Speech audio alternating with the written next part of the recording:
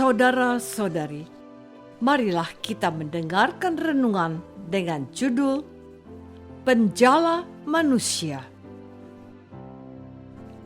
yang berdasarkan pada Injil Markus bab 1 ayat 17 dan 18. Yesus berkata kepada mereka, "Mari, ikutlah aku dan kamu akan kujadikan penjala manusia."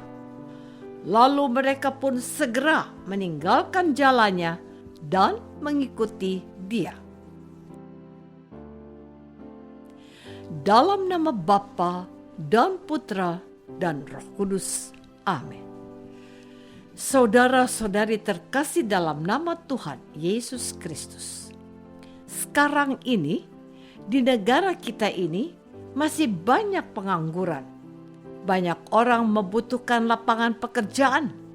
Salah satu jargon atau dagangan para paslon, capres, dan cawapres adalah mereka siap menyediakan lapangan pekerjaan bagi para pemilihnya dan mereka berjanji untuk mengentaskan kemiskinan.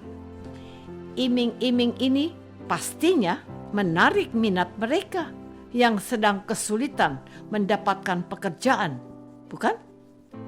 Ada juga passion yang menjanjikan untuk meningkatkan derajat pemilihnya dari pelaku UMKM akan naik kelas ke pengusaha kelas menengah. Program-program dipaparkan dan disosialisasikan. Ada satu catatannya.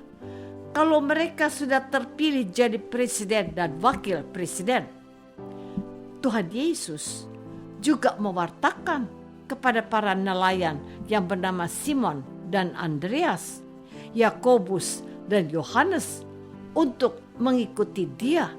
Mereka akan dijadikan penjala manusia. Apa itu? Sebagai nelayan, mereka paham betul akan profesi mereka. Tetapi untuk menjadi penjala manusia, seperti apakah itu? Markus tidak mengatakan apa-apa tentang masalah itu, kecuali memberi informasi kepada kita bahwa mereka pun segera meninggalkan jalannya dan mengikuti dia.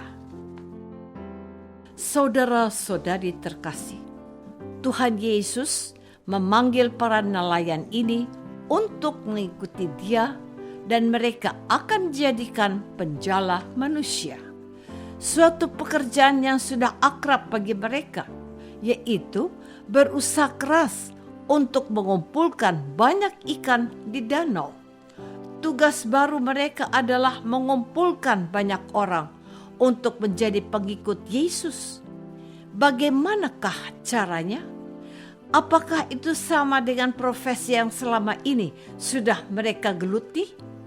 Itu tidak mereka persoalkan. Mereka setuju dengan tawaran Yesus. Apa sebenarnya yang membuat para nelayan ini memutuskan untuk meninggalkan pekerjaannya sebagai nelayan dan meninggalkan jala mereka? Kalau saya pahami bahwa mereka itu tertarik pada pribadi Yesus, seorang guru muda yang banyak didatangi oleh orang banyak semenjak Yohanes Pembaptis ditangkap oleh Herodes. Seperti Yohanes, Yesus juga mewartakan kepada semua orang bahwa waktunya telah genap. Kerajaan Allah sudah dekat. Bertobatlah dan percayalah kepada Injil. Guru Yesus inilah yang menjadi alasan bagi mereka untuk mengikutinya. Saudara-saudari terkasih, Tuhan Yesus yang memanggil para nelayan ini menawarkan tugas baru kepada mereka untuk menjadi penjala manusia, mengumpulkan banyak orang untuk bertobat dan percaya kepada Injil. Tugas mereka adalah mengikuti Yesus dan bersama-sama dengan Yesus memanggil banyak orang untuk kembali kepada jalan yang benar, bertobat dari dosa-dosa mereka. Beberapa orang yang sudah mapan pekerjaannya dan kebutuhan hidupnya juga akhirnya memutuskan meninggalkan kemapamannya itu dan memilih menjadi mengikuti Yesus dengan menjadi biarawan atau biarawati, menjadi imam. Mungkin Anda pernah mendengar kesaksian seorang imam yang memberi kesaksian pada hari Minggu, panggilan dan tujuannya untuk menarik hati pemuda-pemudi untuk mengikuti Yesus seperti dirinya. Saya pernah kenal seorang imam yang bernama Victor Pereira. Imam projo ini sebelumnya berkecimpung di dunia awam dan memberikan kehidupan yang mapan. Tetapi kemudian almarhum memilih mengikuti Yesus dan ditahbiskan oleh almarhum Uskup Ishak Dura Projo. Setelah menjadi imam, beliau berusaha mengabdikan hidupnya untuk melayani umat Allah.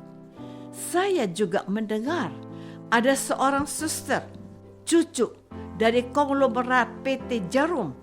Beliau ini seorang ahli di bidangnya dan meniti karier di Amerika Serikat.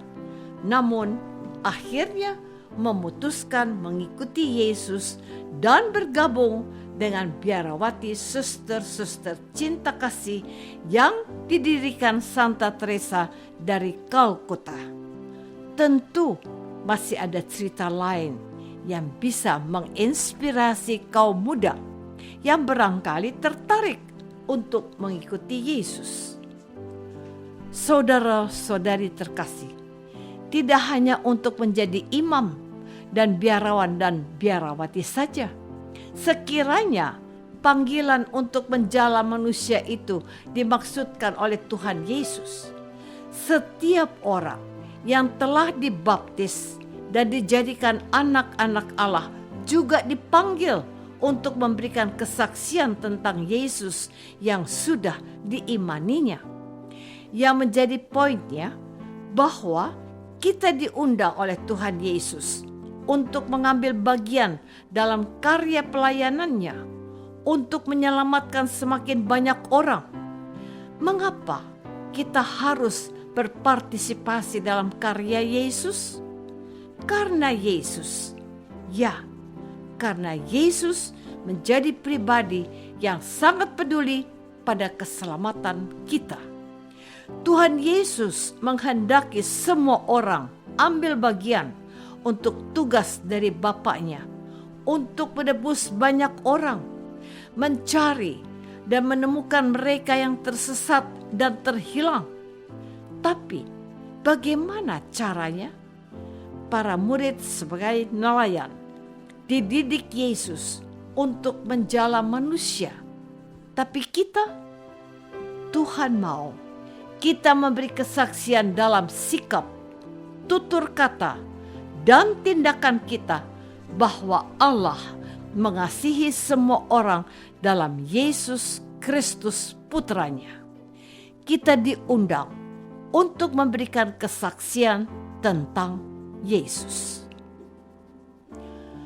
Apakah aku mendengar undangan Yesus dan mau ambil bagian diutus olehnya? Marilah kita berdoa. Bapa yang Maha Baik, Tuhan Yesus menghendaki para murid-Nya untuk menjadi penjala manusia dan mereka menanggapinya dengan sempurna. Panggillah di antara kami orang-orang yang melayani-Mu sebagai imam dan biarawan, biarawati, dan utuslah para awam Katolik untuk bersaksi tentang Yesus dan pengantara kami. Amin. Semoga kita semua selalu dinaungi dan dibimbing oleh berkat Allah yang Maha Kuasa. Dalam nama Bapa dan Putra dan Roh Kudus. Amin.